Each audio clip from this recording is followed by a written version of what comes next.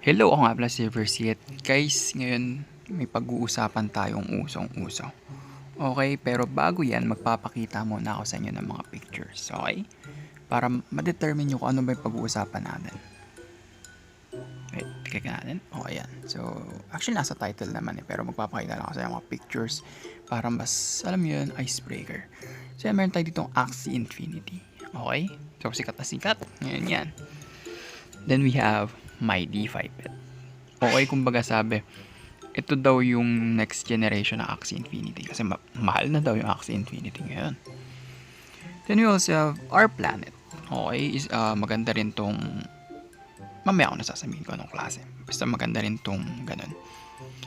And then lastly is we have Alien Run. So ito naman sikat to sa may western. Okay, sa western part ng mundo. Like America, Europe. Okay? So ano nga ba ang mga ito? So ang mga ito, okay, ay tinatawag na blockchain games. Okay, so ngayon pag-uusapan natin yung definition ng blockchain games, yung mga bagay na dapat yung malaman sa blockchain games, okay, yung pros and cons niya, and ano ba yung dapat gawin para, alam yun, maging successful kayo pagdating sa blockchain gaming. Okay, pero bago yan, mag-subscribe mo kayo sa ating YouTube channel and don't forget to like this video and comment your thoughts about dito. Okay, dito sa topic na to kasi mainit. Hindi naman mainit na topic pero usong-uso tong topic na to ngayon. Okay? So gusto ko lang na matulungan kayo. Okay, mabilisan tayo. So define muna natin ng blockchain gaming bago tayo magpunta sa pros and cons and the tips. So according to 1:37 PM, it's a website. So blockchain gaming is gaming that utilizes true item ownership from the same technology that lies at the core of cryptocurrencies like Bitcoin and Ethereum. Okay, sa madaling salita, yung in-game currency, pwede mong ma-convert yun into real money. Okay, yun lang yun. Okay, blockchain gaming. Through the platforms of Bitcoin and Ethereum, okay, pakita ko sa inyo. So, through cryptocurrency platforms, no? In short. So, meron tayong Bitcoin, may Ethereum, and then may Dogecoin. Okay, so yung Bitcoin and Ethereum yung dalawang pinakagamit ngayon na, or pinakasikat ngayon na cryptocurrency. So, yung SLP, na-utilize siya sa pamamagitan ng Ethereum platform, and then yung our planet naman, nakalimutan ko, hindi kasi naglalaro din nun. No, pero correct me if I'm wrong. Okay, yung our planet is a Bitcoin platform naman siya, parang naka-partner ganun para ma-convert mo yung currency doon, yung in-game currency to real money. So ganun siya nagwo-work. Okay, so parang yung currency dun sa game is i-convert mo sa cryptocurrency, and then yung cryptocurrency, no, gagawin mo siyang real money. Okay, so ganun yun siya nangyayari. So we have the pros and cons na. So balik lang tayo dito. So by the way, so kung confused kayo, okay, kung confused kayo sa cryptocurrency, comment down below if you want to make a video, if you want me to make a video about this. Pero I'll make a video for sure, maybe not tomorrow but maybe the other day. Okay, so blockchain gaming. Okay, so nakuha ko to sa wallstreet.com. So pros and cons. Okay, so medyo dinagdagan ko lang yung iba na nandun. So we have right here sa pros muna tayo. You have the potential to earn big. Okay, so blockchain gaming, of course, malaki yung chance naman kumita na malaki. Share ko lang na may nakwento dito yung kakilala namin. Naglaro ng Axie Infinity maybe 3 months, 4 months, and then ayun, nakabili ng 2 Vios. Okay, so 2 Vios. Pero kung mapapansin nyo, you have the potential. Yung potential naka-italic, meaning may potential pa lang. Okay, hindi pa guaranteed, hindi pa 100% nakikita ka kagad na malaki. Okay, next natin na pros is the accessibility. So yung accessibility naman na tinatawag, okay, is pwede mo siyang laruin sa phone. Okay, kahit na wala kang laptops. Pero syempre pag may laptop ka, mas madali, mas convenient, no? Or PC. Pero kahit cellphone lang. Okay, so imagine mo may cellphone ka, then you have the money. Okay, you can invest to this blockchain games, and then laruin mo siya, and then yun, may chance nga na kumita ka na malaki. Then the last pro, okay, is transparency. So may kita mo dun na kaya ganito yung kinita mo last month, malaki kasi malaki yung palitan, Okay, makikita mo sa mga cryptocurrency websites or sa mga stock markets, no, stock exchange or whatsoever, makikita mo dun na nag-drop ng konti. Kaya ganito lang kinita. For example, this month 20,000, next month 19k lang kinita mo, although same lang naman yung na-produce mong money. Pero ayun, makikita mo kasi yung exchange na nangyayari, no, or yung yun nga, rise and fall dun sa stock market. And then we have the cons, okay? So the con number 1 is it is difficult to comprehend, okay? Cryptocurrency, hindi siya ganun kadali, okay? Sobrang daming fill upan, to be honest, ang dami mong need basahin, okay? Kasi mamaya, meron palang loop, okay, dun sa terms sa agreement, okay, hindi mo binasa, so need mo talaga siyang basahin. And at the same time, marami kang fill upan, okay? Sobrang daming fill upan. The number 2 is you have the potential to lose big. So kanina, you have the potential to earn big. Ngayon, you have the potential to lose big. Okay, so hindi kasi siya yung consistent. Okay, so for example, nainganyo ka, for example, yung tropa mo, buwan-buwan na siyang kumikita ng 25k, 50k. Ikaw naman, nag-invest ka sa Axie Infinity 50k kasi 50k na ata ngayon, halos yung isang team daw. Di yan, 50k. So, biglang nag-drop na as in zero. Okay? So, paano na yun? Diba? So, you have the potential to lose big. For example lang, sinasabi ko lang kasi nagre-rise and fall to eh. The next is no security in case of loss.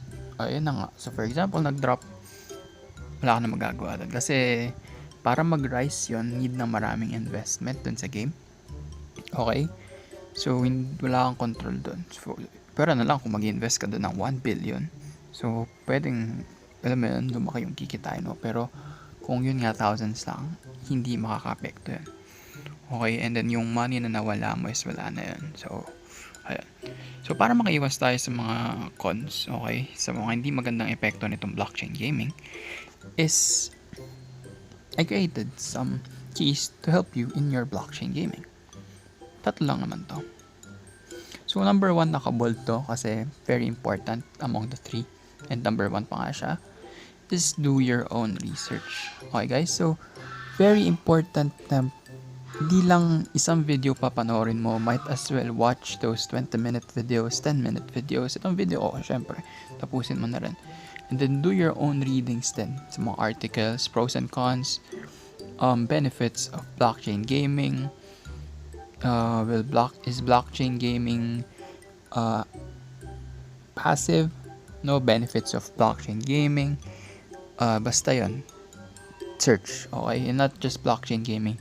Search for definition and pros and cons of cryptocurrency as well kasi talagang magkadikit sila, okay? I mean, related sila sa isa't isa.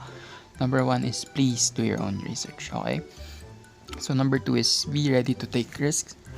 Okay, so, for example, risk-taking na to eh. For example, Axie Infinity. Magre-risk ka sa Axie Infinity ngayon, although yes, mabilis na yung tinatawag na ROI or return of income sa Axie Infinity, but still hindi siya sigurado. May chance pa rin na bumaba. For example, ngayon mag-invest ka na 50k. Ayun, so hindi naman agad-agad or hindi naman, for example, yung katropa mo sabi, isang buwan lang nakuha ko kagad yung income ko eh. So yung fate ng katropa mo hindi magiging kagaya na sa'yo. Pwedeng sa'yo mas mataas or mas mababa or worse, mawala pa sa'yo. Okay? So, this is actually risk-taking din, parang business. And then, for example naman, nag-invest ka sa My DeFi Pets. Sa My DeFi Pets, wala pang sure na yun, makukuha ang pera. Okay? Wala pang sure na makukuha ang pera sa My DeFi Pets. Although, mas mababa dun, correct me if I'm wrong, pero 500 pesos pa lang ata may isang team ka na dun or pwede ka na makalaro nun. But, yun, still, ano pa rin yun? Take ka pa rin ng risk, kumbaga mag-aaksaya ka doon ng oras. So, sayang din naman syempre oras mo na nandun ka, no? And, for example, nag-aaksaya ka na doon ng oras, tapos di pa pala talaga sila magre-release ng, alam mo yun, ng play to earn function, ganun. Or, basta yun, play to earn na na attribute. So, doon talo ka na. Talo ka naman doon sa oras. Okay, sa mga sikat na laro, pwede kang matalo sa pera. Sa mga hindi pa sikat na laro, pwede ka matalo sa oras. Okay, so it is risk-taking pa rin. So, number 3 is so, be diligent and patient. So, kailangan mo lang syempre na maging matyaga, okay? And maghintay, no? Sa simula pa lang, ang dami mo nang fill upan, okay? Gagawa ka ng account sa game. Gagawa ka ng account sa cryptocurrency platform. Gagawa ka ng account sa PayPal, Paymaya, GCash, and after nun, okay, for example, nagawa ka na. Kapag magwi-withdraw ka na, mahaba rin yung proseso. Okay, although magagamay mo naman yun kapag paulit-ulit mo na ginagawa, pero sa simula pa lang, sobrang dami mo na fill upan. Okay, so nag-fill up ako kahapon, ang dami kong fill upan.